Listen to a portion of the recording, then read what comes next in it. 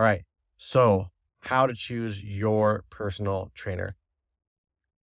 It comes down to who you trust, who you're going to have fun with. A lot of people that have been longtime trainees of mine, we become friends. You go to the gym, you're kind of just hanging out. I run them through the program, I run them through whatever it is we're supposed to be doing that day. Um, it's just someone that you have a good time with. I've seen people choose trainers that maybe I don't think their programs are the best, but I see them together and they click. They click. They're going to go there and have a good time. That person feels very comfortable. The client feels very comfortable with that personal trainer, and they're just a good match as people. That's going to be the most important thing. If you're not comfortable with the person, you're not going to ask them maybe some deeper questions that you have about working out or expose some vulnerability that you have that you can only say to someone that you feel comfortable with. So feeling comfortable with them is absolutely huge. Online is a little bit different. They really have to just show their personality to you through videos and through clips. You see them on TikTok, on Instagram, on Facebook. You see them talking. And if you think, I feel comfortable with this person, with this online personal trainer, then maybe you'll go with them. So that's going to be a big deal. For me, that's number one. Are we going to have fun? Some of my clients are going to just become friends over time. Are we going to have a good time? Do we have fun at the gym? Are we comfortable with each other? You want that to be there on both ends. Working out is 100% not just about the workout at all. It's not about that. If you're not enjoying what you do, you'll quit. Hands down. If you're not enjoying the diet that you're eating, you're going to stop doing it. If you're not enjoying the workout that you do, you're going to stop doing it. So the people you're around, the workout, your type of working out you're doing, maybe you want to work a little harder. Maybe you want to do what I do and you just work out less hard, but do it more frequently. I find, again, that has better results. I know that I've said that a lot, but it just depends on the kind of workout you want to do. You see what the trainer's sort of offering, what style of working out is.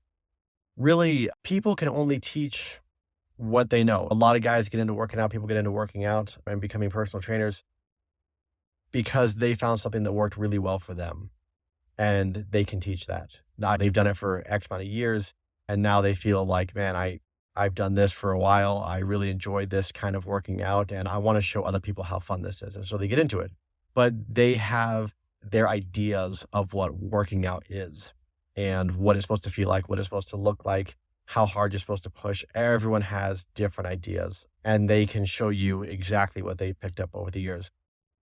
Maybe they'll see some things that they think that you in particular will like, but if they haven't practiced that a lot of people don't really hand that stuff out. Sometimes people will, they'll say, sure, I'll be the face of whatever. I'll be the poster child for this new workout or whatever, but they haven't done it. But that's kind of dangerous. I think that every personal trainer should practice what they preach and any type of working out they do, they should have at least done that for a number of years, or they should be currently doing that type of working out for them to really be a good teacher of it. When it comes down to it, being a master of something, I forget how Einstein put it, but he basically said, when you're new, let's say to jujitsu and you're learning, you're a white belt, you don't know much of anything. As you progress, you can explain things to people, you can teach people that are less experienced than you.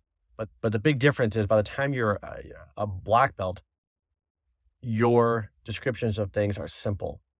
A true master of anything can explain it very simply, whatever it is they're talking about. And so if your explanation is complex, you're not a true master. So that's a good thing to look at too for people when they're for trainers, when you are talking to them, if they can't explain it in a way that's very simple, maybe they're not the most experienced. But again, I've seen trainers have little to no experience. I mean, everybody starts somewhere, right? Have little to no experience, not only of training people, but of working out themselves.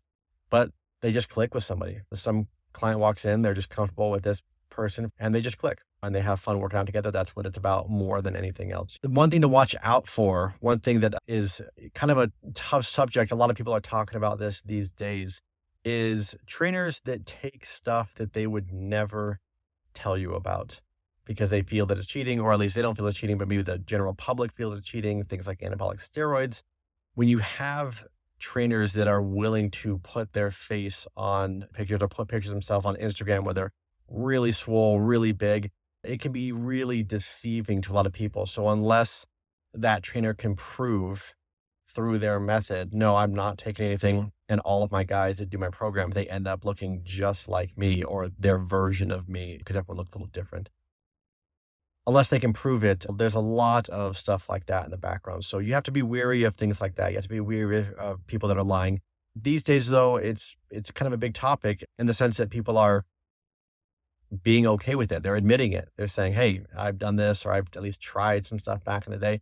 That's all right. That's completely fine. But people are being honest about it, which is really good. I've had clients say to me, well, maybe I should try this exercise for bicep because look at this guy, he's pretty big. And I'm like, well, yeah, that guy's taking anabolic steroids. And like, no, no, no, no, he said he's not. And I'm like, of course he said he's not. I promise you, I've been doing this for 26 years. That guy is on anabolic steroids. And if you don't believe me, just do what he's recommending and see if you get his results. I've had people show me programs written by other personal trainers too, where they purchased it as a one-time purchase. It was $70. It was basically a hit routine, like a jogging, running hit routine. And the guy was saying, eat chicken and rice, which is really obvious.